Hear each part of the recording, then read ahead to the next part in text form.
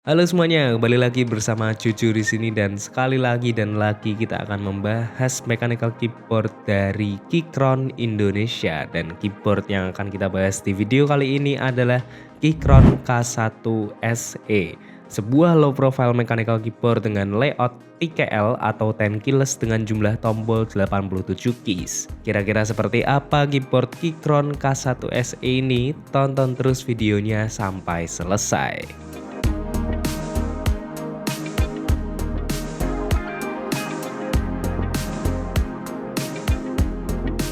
Lanjut, ini dia mechanical keyboardnya yakni Keychron K1 SE. Terlihat sekali nampak langsung ya betapa slimnya keyboard satu ini. Sebenarnya kami sudah pernah sempat membahas kakaknya K5 SE yang mana memiliki layout yang lebih komplit alias full size. Namun tidak apa-apa, di sini K1 SE-nya bakal aku bahas secara full juga, siapa tahu ada yang belum menonton video sebelumnya itu. Saat kalian membeli K1 SE ini, kalian bakal dapetin keyboardnya ya. Pasti di sini untuk varian warnanya sih hanya satu ini saja. Lalu kita juga mendapatkan keycaps tambahan untuk layout Mac-nya di sini. Jadi bisa kita ganti tombol Windows dan Alt-nya menjadi format Mac. Lalu kita juga dapat USB Type-C kabel yang sudah braided dan tebal. Lalu ada switch dan keycaps puller, dan terakhir ada kitab-kitab manual dari keyboard yang satu ini. Lanjut ke Keychronnya, impresi pertama aku ke keyboard ini ya, terasa sangat familiar sekali kalau melihat garis desain dari Keychronnya. Dominan warna gelap di bagian case, lalu dengan perpaduan warna grey di keycapsnya dan ada aksen merah di bagian escape-nya. Kalau melihat ukuran secara dimensi terasa kompak sekali, secara panjang dan lebar dan juga tebalnya. Apalagi kalau kita bandingkan dengan keyboard TKL yang biasanya. Secara desain, jujur buat orang-orang yang memang suka dengan minimalis desain, pasti akan ada yang suka sama keyboard satu ini. Bodinya itu simple banget, nggak neko-neko sama sekali bentukannya. Tipisnya itu tipis banget hitungannya ya, masih sama dengan keyboard-keyboard Keychron lainnya, di bagian belakang dengan tebal 22 mm dan di bagian depannya itu 17 mm. Memang terasa sangat tipis, yang mana ketebalan yang tipis ini pasti akan sangat memengaruhi pengalaman penggunaannya juga. Namun walaupun tipis, build quality-nya juga bagus, enggak yang terasa murahan. Bodinya terasa solid dan kokoh, bagian top frame-nya ini menyatu dengan sisi-sisinya dan bahannya ini dari metal. Buat bagian bawahnya ini ABS plastik, namun di bagian dalamnya ini ada SKCC galvanized steel plate yang menjadi rangka dari keyboard satu ini. Buat spesifikasi koneksinya, Keychron K1 SE ini hanya dual mode saja nih, yaitu kabel dan juga Bluetooth sampai 3 device. Dengan baterainya 2000 mAh, dia bisa bertahan sampai 35 jam dengan kondisi backlit menyala. Ya kira-kira kalau dibagi per hari itu mungkin bisa 4 harian dengan 8 jam pemakaian per harinya. Nah, seperti yang tadi aku bilang, saat backlit menyala, backlit dari keyboard Keychron terutama untuk seri low profile-nya itu selalu menarik bagiku. Karena dia bisa memberikan nyala backlit yang rapi dan juga ada berbagai macam animasi tentunya, dan kalau kalian mau menghemat budget juga ada tipe yang white backlit saja. Backlit yang rapi ini pun didukung dengan keycaps yang diberikan oleh Keychron sendiri pastinya. Di sini keycapsnya masih menggunakan ABS, namun itu juga sudah terasa bagus sekali. Justru dia menimbulkan tekstur yang terasa halus, tidak seperti BBT yang ada tekstur kasarnya sedikit. Lalu bentuknya pun sedikit mencekung ke dalam ya, jadi terasa pas di bentuk jari-jari saat mengetik keyboard ini. Bagian transparannya pun rapi, tidak ada yang leak atau bocor di keycapsnya. Yang unik di bagian F-row-nya ini, yang transparan justru function multimedia shortcut-nya, bukan F-row-nya.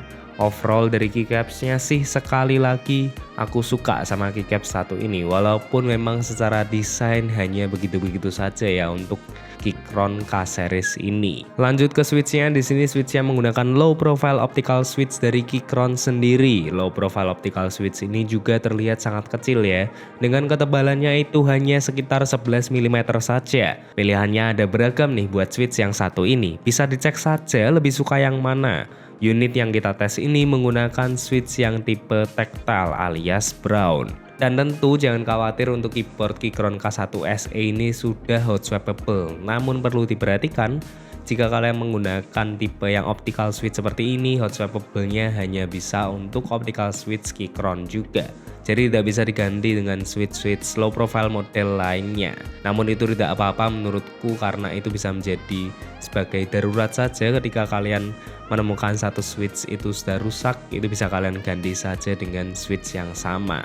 Namun memang menurutku keyboard low profile dari Keychron itu tidak diperuntukkan untuk modifikasi ya, terutama untuk yang tipe ini. Menurutku ini memang diperuntukkan untuk kalian-kalian yang memang butuh pemakaian on the go saja, tidak butuh hobi modifikasi mechanical keyboard yang seperti itu. Menurutku cocok sekali sama Keychron K1 SE ini juga. Begitupun pula dengan softwarenya. Untuk Keychron K1 SE ini sangat disayangkan dia belum support software QMK atau VIA nih untuk tipe yang aku pegang ini. Jadi mungkin kalau kalian ingin membutuhkan software QMK atau VIA bisa mencari tipe keyboard Keychron lainnya yang memang support karena memang variannya sangat banyak untuk Keychron tersebut. Namun buat para pengguna Mac pun juga bukan masalah karena memang di sini sudah ada switch tersendiri untuk pengguna Mac nih di bagian belakang keyboard ini. Jadi nanti akan layoutnya itu nanti akan langsung berubah ke tipe Mac dengan mudah sekali. Ngetik di keyboard ini pun juga memiliki kenyamanan yang berbeda dibandingkan standar mechanical keyboard ya. Rasa tipisnya itu bikin tangan nggak perlu mendongak tinggi tanpa menggunakan palm rest.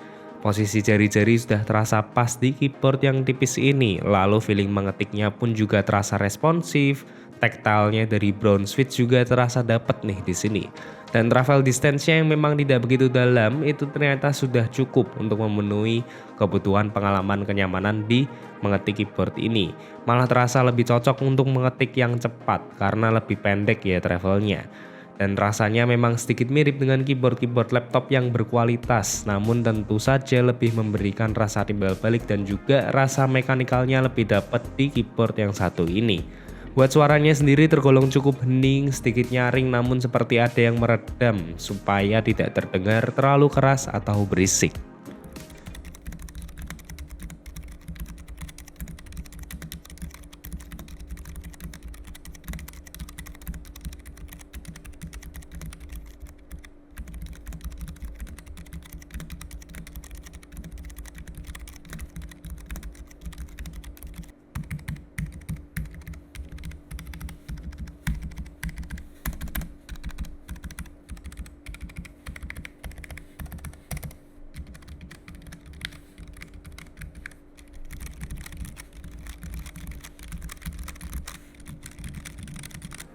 Terakhir nih, harganya berapa sih untuk Keychron K1 SE ini?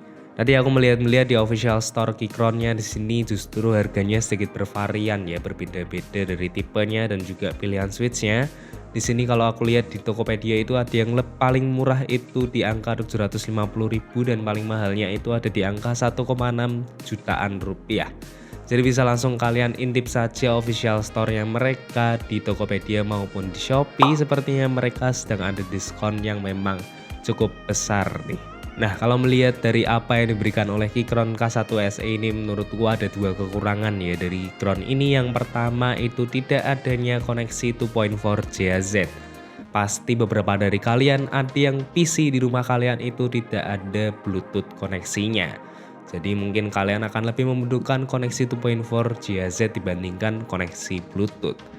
Lalu yang kedua itu juga tidak adanya support software sama sekali untuk Keychron K1 SE ini. Walaupun memang secara bawaan menurutku mapping tombol-tombolnya pun juga sudah sangatlah pas untuk Keychron K1 SE ini ya. Begitu, itu kalau kurangnya saja sih mungkin dua itu saja. Overall keyboard Keychron K1 SE ini masih menjadi rekomendasi yang sangatlah gampang untuk kalian yang memang mencari low profile mechanical keyboard yang berkualitas. Oke, sepertinya itu saja yang bisa aku katakan tentang Keychron K1 SE ini. Sekali lagi apa yang aku katakan di video ini merupakan murni pendapatku saja ya. Kalau kalian punya pendapat bisa tuliskan di kolom komentar. Dan terima kasih sudah menonton video ini sampai selesai. Jangan lupa like dan subscribe ke channel kita untuk melihat video-video menarik lainnya tentang gadget gaming dan gadget-gadget menarik lainnya. And as always, sampai jumpa dan jangan lupa bahagia.